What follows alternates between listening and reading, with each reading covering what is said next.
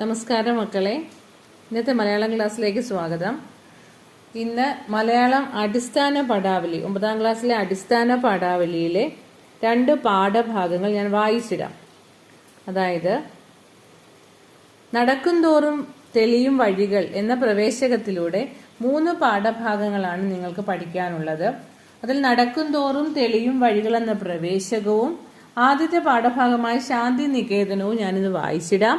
അതിനുശേഷം വിശദമായ ക്ലാസ്സുകൾ അപ്ലോഡ് ചെയ്യാം. അപ്പോൾ എല്ലാവരും കേൾക്കണം. കേരള പാഠാവലി ഇതുപോലെ 2 ക്ലാസ്സുകൾ ഇട്ടിട്ടുണ്ട്. അതും മക്കൾ കേൾക്കണം, മറ്റുള്ളവർക്ക് ഷെയർ ചെയ്യുകയും ചാനൽ സബ്സ്ക്രൈബ് ചെയ്യുകയും ചെയ്യണം. അപ്പോൾ നടക്കും തോറും തെളിയും വഴികൾ എന്ന പ്രവേശകം ഒരു കത്തിന്റെ രൂപത്തിലുള്ളതാണ്. അത് ഞാനൊന്ന് വായിക്കാം. പ്രിയപ്പെട്ട ചേച്ചി, എത്ര നാളായി ഞാനിങ്ങ് പോന്നിട്ട്? 2 മാസം. ഇത്ര നാൾ തനിച്ച് വീട്ടിൽ നിന്ന് മാറി നിന്നിട്ടേയില്ല. ഈ യാത്ര എല്ലാ അർത്ഥത്തിലും എനിക്കൊരു ഹിമാലയൻ യാത്രയായിരുന്നു.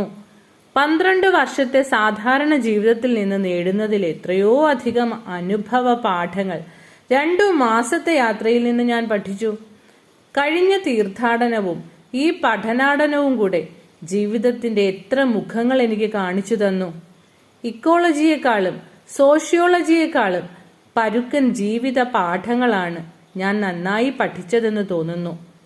വഴിവക്കിലെ പെട്ടിക്കടയിൽ നിന്ന് ഭക്ഷണം കഴിക്കാൻ, പീടികത്തിണ്ണയിലും ചായക്കടയിലും അന്തിയുറങ്ങാൻ, അപരിചിതരുടെ സൈക്കിളിന്റെ പിന്നിലും ലോറിയിലും ഒക്കെ കയറി യാത്ര ചെയ്യാൻ, റിസർവേഷൻ ഇല്ലാത്ത ട്രെയിനിന്റെ ഇടനാഴിയിൽ പെട്ടിയിൽ കുത്തിയിരുന്ന് ഉറങ്ങാൻ, രോഗങ്ങളെ ചെറുക്കാൻ, സ്വന്തം ഭാരം സ്വയം ചുമക്കാൻ, മര്യാദക്കാരോടും മര്യാദയില്ലാത്തവരോടും പെരുമാറാൻ, സ്വയം സൂക്ഷിക്കാൻ, തനിച്ചിരിക്കാൻ, പോരെ മറ്റൊരാളാവാൻ ഇത്രയൊക്കെ പോരെ?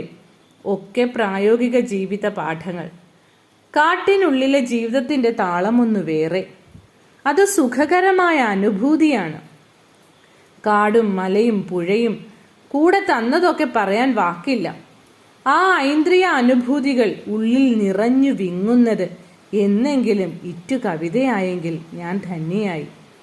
അന്യരായ മനുഷ്യരുമായി ഇടപഴകിയപ്പോൾ അവരുടെയൊക്കെ ജീവിത അനുഭവങ്ങൾ എന്റേതായി മാറിയതുപോലെ കണ്ണീരും നോവും ചിരിയും കലർന്ന ആ കഥകൾ എന്നെ സാഡർ ആൻഡ് വൈസറാക്കുമോ എന്നറിഞ്ഞില്ല.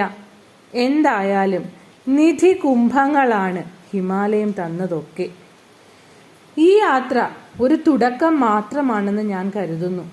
അറിവിന്റെയും അനുഭൂതിയുടെയും ഈ നീരൊഴുക്ക് ഉറവ പൊട്ടി തുളുമ്പിയത് കെട്ടി നിർത്താനുള്ളതല്ലെന്നും ഞാൻ അറിയുന്നു.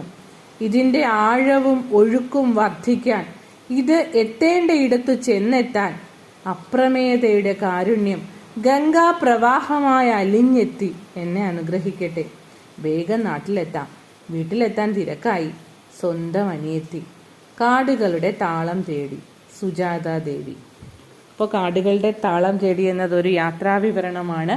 സുജാത ദേവിയാണ് ഇത് എഴുതിയിരിക്കുന്നത്. അടുത്തത് ശാന്തി നികേതനം എന്ന യാത്രാവിവരണം. SK പൊറ്റക്കാട്ടിന്റെ ശാന്തി നികേതനം എന്ന യാത്രാവിവരണമാണ്. ആ പാഠഭാഗവും വായിക്കുകയാണ്. യാത്രയിൽ കൊണ്ട വെയിൽ തിരികെ എത്തുമ്പോൾ തണലാകുന്നു. ശാന്തി നികേതനം. കൽക്കത്ത നഗരത്തിൽ നിന്ന് 100 നാഴിക അകലെ കിടക്കുന്ന ബോൾപൂർ റെയിൽവേ സ്റ്റേഷനിൽ വണ്ടി ഇറങ്ങിയ ഉടനെ തന്നെ ചെറിയൊരു അങ്ങാടി കടക്കുന്നതോടുകൂടി പരിഷ്കാര സ്പർശമേൽക്കാത്ത ഏകാന്തമായ ഒരു ഉൾനാട്ടിന്റെ മടിത്തട്ടിലാണ് നാം എത്തിച്ചേരുക.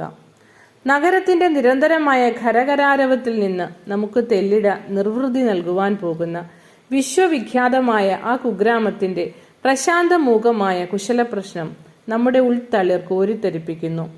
ശാന്തി നികേതനത്തിലേക്ക് പോകുന്ന 3 മൈൽ നീളത്തിലുള്ള പാത മുന്നിൽ കാണുന്നു. കാളവണ്ടി ചക്രങ്ങളുടെ പാടുകൾ പതിഞ്ഞു കുഴിഞ്ഞും ചേടിമണ്ണ് മൂടിയും കിടക്കുന്ന ജരാനര ബാധിച്ച ആ പടുകിഴവൻ പാത പാടങ്ങളുടെ നടുവിലൂടെ അങ്ങനെ വളഞ്ഞു പോകുന്നു. ടാഗോറിന്റെ സുപ്രസിദ്ധങ്ങളായ ചില ഗ്രാമീണ ചെറുകഥകളിലൂടെ ഈ നാടൻ പാതയുമായി നമുക്ക് മുമ്പ് തന്നെ പരിചയമുണ്ടോ എന്ന് തോന്നും. ബംഗാളിലെ ഗ്രാമങ്ങളിൽ കേരളത്തിന്റെ പ്രകൃതി ഭംഗി പ്രതിഫലിച്ചു കാണുന്നു.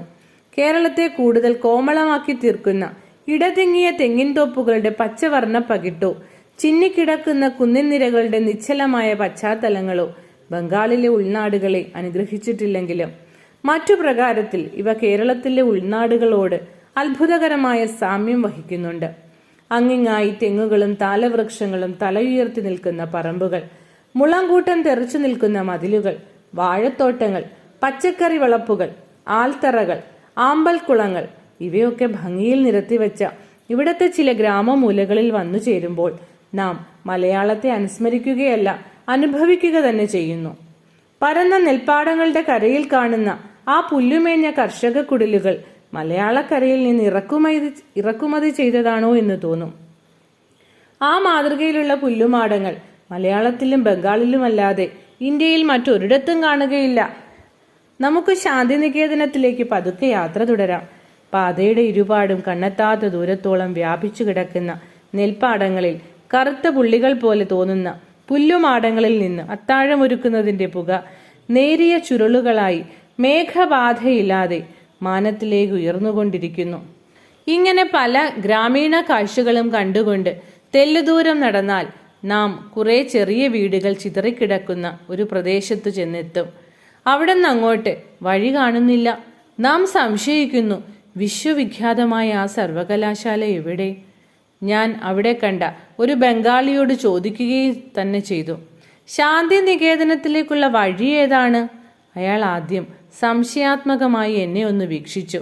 പിന്നെ എൻ്റെ അജ്ഞതയ്ക്ക് ഒരു പുഞ്ചിരി സമ്മാനിച്ചുകൊണ്ട് നാലുപാടും ചൂണ്ടിക്കാണിച്ചു പറഞ്ഞു തന്നു, ഇതെല്ലാം തന്നെ ശാന്തിനികേതനം. നമുക്ക് വിശ്വസിക്കേണ്ടി വരുന്നു. നാം കുറഞ്ഞൊന്നു ലജ്ജിക്കുന്നു. നമ്മുടെ ഭാവനയിൽ വർത്തിച്ചിരുന്ന വിശ്വവിദ്യാലയം മാഞ്ഞു പോകുന്നു.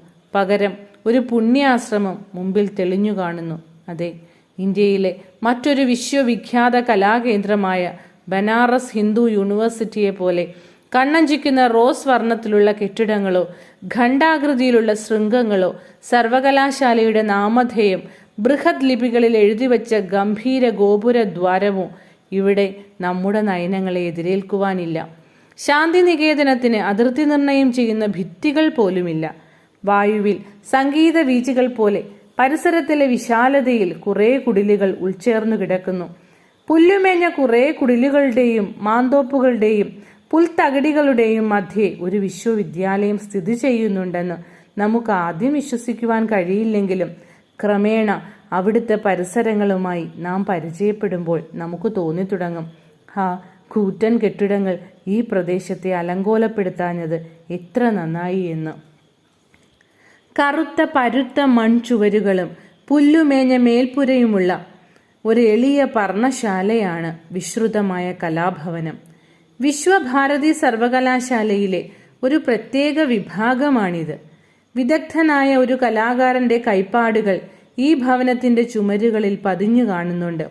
1922 ഇത് തുടങ്ങിയത്.